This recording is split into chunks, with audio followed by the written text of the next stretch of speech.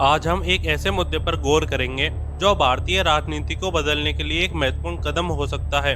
One nation one election. क्या आपने सोचा है कि क्या होगा अगर पूरे देश में एक ही समय पर सभी चुनाव हो? आज के वीडियो में हम इस विचार को समझेंगे और देखेंगे कि कैसे one nation one election Bharat की राजनीति में नया रंग भर सकता है। क्या यह केवल आइडिया है या पॉसिबिलिटी, और इसका इंडियन डेमोक्रेसी पर क्या प्रभाव पड़ेगा? तो चलिए समझते हैं एक देश एक चुनाव के प्रोज एंड कॉन्स को। One nation, one election. Here in India, the rumor mills are buzzing. There is talk of one nation, one election. What does that mean? अगर वन नेशन वन इलेक्शन कर दिया कभी मत करना। मेरी तो मांग है वन नेशन 20 इलेक्शन। आउटराइट ये कह देना कि एक देश एक चुनाव। तो चर्चा तो करो भाई, आपके विचार होंगे। 1 सितंबर 2023 को वन नेशन वन इलेक्शन की पॉसिबिलिटीज को जानने के लिए फॉर्मल प्रेसिडेंट रामनाथ कोविंद के अंडर एक कमेटी बनाई जाती है। जैसे ही यह बात पब्लिक में आई, ओपोजिशन इसका विरोध करने लग गई। राहुल गांधी ने इसे attack on union of state कहा। वहीं अरविंद केजरीवाल डीएमके पार्टी ने भी इसे अपोज किया। वहीं बीजेपी से रेवोल्यूशनल पॉलिसी बता रही। As usual media channel subject के लॉजिक को सही से एक्सप्लेन करने की जगह बेकार की बहस कराती रहती है। तो चलिए समझते हैं वन नेशन वन इलेक्शन का क्या मतलब है। इसका मतलब है कि देश में 5 साल में एक बार और एक ही साल लोकसभा और विधानसभा के चुनाव करवाए जाएंगे। वैसे ये कोई नई बात नहीं है। देश के संविधान को लागू करने के बाद लोकसभा और विधानसभा के चुनाव एक साथ साल 1951 से 1967 तक कराए गए। आफ्टर 1967 कांग्रेस पार्टी बिहार, पंजाब, उत्तर प्रदेश जैसे कई राज्यों में हार जाती है। वहां नॉन कांग्रेस और कोएलिशन पार्टी पावर में आ जाती है। फिर 1968 में उत्तर प्रदेश में 1 साल के लिए प्रेसिडेंट रूल लगा दिया जाता है। इसके बाद 1971 में इंदिरा गांधी के द्वारा अर्ली इलेक्शन कंडक्ट करवाया जाता है, जो ओरिजिनली 1972 में शेड्यूल था। इसके कारण लोकसभा और स्टेट असेंबली के चुनावों में डिसरप्शन आ जाता है और ये चुनाव अलग अलग समय में होने लग जाते हैं, और ये पॉलिसी वापस चुनावों को शेड्यूल में लाना चाहती है। चलिए इसके प्रोज एंड कॉन्स को समझते हैं। वन नेशन वन इलेक्शन का सबसे बड़ा फायदा यह होगा कि इससे फाइनेंशियल रिसोर्सेज बचेंगे। पिछले 2019 के लोकसभा चुनाव के दौरान ही इलेक्शन कमीशन ने सही से चुनाव करवाने के लिए लगभग 10,000 करोड़ का खर्चा किया। लेकिन सिर्फ यही नहीं, हमें पता है कि इससे कई गुना ज्यादा खर्चा पॉलिटिकल पार्टीज अपने चुनाव प्रचार में करती हैं, और यह चुनावी खर्चा 2019 के लोकसभा चुनाव में लगभग 60,000 करोड़ से भी ज्यादा था। और आप यह सुनकर दंग रह जाओगे कि भारत का चुनाव दुनिया का सबसे एक्सपेंसिव चुनाव होता है, और यह नंबर घटने की जगह आने वाले चुनावों में बढ़ता जाता है। और यह केवल लोकसभा का चुनाव है। वहीं स्टेट असेंबली के चुनावों में अलग खर्चा आता है। जैसे महाराष्ट्र के स्टेट असेंबली चुनाव में 793 करोड़, जम्मू एंड कश्मीर में 110 करोड़, बिहार में 300 करोड़, गुजरात में 240 करोड़, और कई स्टेट्स के तो सही डाटा तक नहीं है। तो आप यह सोच सकते हैं कि यह नंबर कितना बड़ा होने वाला है।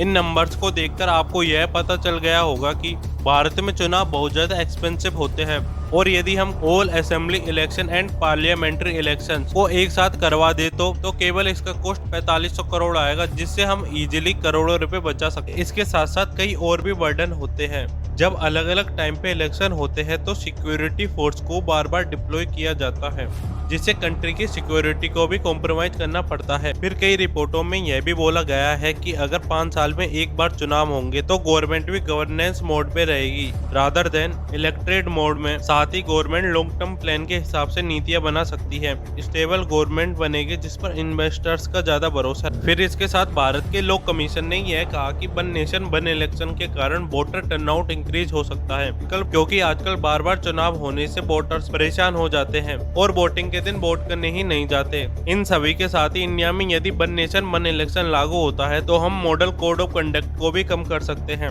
अब आप पूछोगे कि यह मॉडल कोड ऑफ कंडक्ट क्या है? इलेक्शन कमीशन ऑफ इंडिया आदर्श चुनाव कराने के लिए पॉलिटिकल पार्टी और कैंडिडेट्स के लिए कुछ रूल्स बनाती है, जिसका पालन चुनाव के समय जरूरी है। चुनाव आयोग चुनाव से पहले इसे लागू करने की घोषणा करता है और चुनाव के बाद इसके समाप्त होने की इस टाइम ड्यूरेशन में सरकार कोई भी लुभावनी स्कीम नहीं चला सकती, ताकि चुनाव में समानता और विश्वास बना रहे।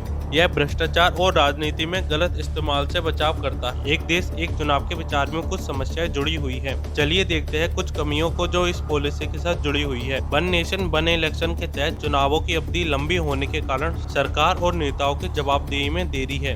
वैसे ही हमारे देश में नेता चुनाव के समय ही जनता के नीचे आते हैं, जनता को अपना चेहरा केवल वोट मांगते समय ही दिखाते हैं। बाकी समय जनता चाहे कितना भी हल्ला मचा ले, प्रोटेस्ट कर ले, कोई उनकी बात नहीं सुनता। ऐसे में यदि 5 साल में एक बार चुनाव होंगे तो नेताओं की जनता के प्रति अकाउंटेबिलिटी कम हो जाएगी। 5 साल में नेता कब आपके अंडर में आता है? जब चुनाव होता है। उसके अलावा तो कोई नेता अंडर में नहीं आता। अब हमारे देश में हर छठे महीने चुनाव होते हैं, तो अब मोदी जी को बड़ी तकलीफ हो रही है हर छठे महीने जनता में जाके उनसे कुछ कहना। साथ ही कुछ स्टडीज के अनुसार यदि एक देश एक चुनाव होता है तो टॉप पार्टी के जीतने की अधिक संभावना है। यह सुनने में तो अजीब लग रहा होगा, बट ऐसा मैं नहीं, IDFC इंस्टीट्यूट की रिसर्च कहती है। IDFC इंस्टीट्यूट ने 2015 में रिसर्च की, जिसमें दिखाया गया कि यदि चुनाव साथ हो तो टॉप पार्टी के राज्य और देश दोनों को नियंत्रण करने की 77% संभावना होती है। लेकिन यदि यह चुनाव 6 महीने के अंतराल में होता है तो जीतने का प्रतिशत 61% हो जाता है। लेकिन आखिर 6 महीने में ऐसा क्या हो जाता है जिससे इतना बड़ा फर्क आ गया? इसका मेन कारण यह है कि वोटर्स को सोचने का समय मिल जाता है और वह इमोशन में आकर वोट नहीं करते। लेकिन आखिर क्या ये सरकार बिल ला सकती है? और यदि ला सकती है तो कैसे? सरकार को यदि वन नेशन वन इलेक्शन को देश में लागू करना है तो उसे संविधान में संशोधन करना पड़ेगा।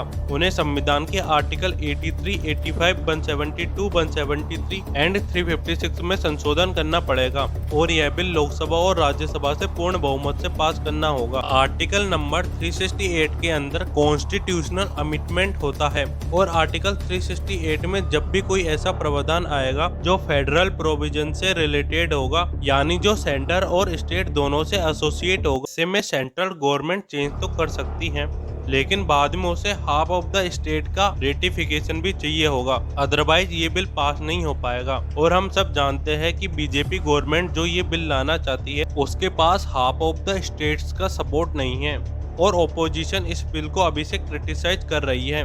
तो अभी के लिए मेरे हिसाब से यह बिल पास होना असंभव है। एक देश एक चुनाव महत्वपूर्ण और विवादित प्रस्ताव है जो हमारे चुनाव प्रक्रिया में सुधार करने की संभावना लाता है। यह हमारे देश के लिए अच्छा हो सकता है, लेकिन इसके साथ ही इसके प्रशासनिक, कानूनी और राजनीतिक पहलुओं को भी समझना चाहिए। साथ ही यह कानून सभी पक्षों को साथ लेकर ही पास करना चाहिए ताकि यह प्रस्ताव अच्छे से लागू हो सके। हमने वन नेशन वन इलेक्शन के प्रोज एंड कॉन्स को अच्छे तरीके से समझ लिया। अब आप कमेंट बॉक्स में लिख के बताएं कि इस कानून को देश भर में लागू कर देना चाहिए या नहीं। यदि आपको मेरी कोशिश अच्छी लगे तो मेरे चैनल को सब्सक्राइब करें।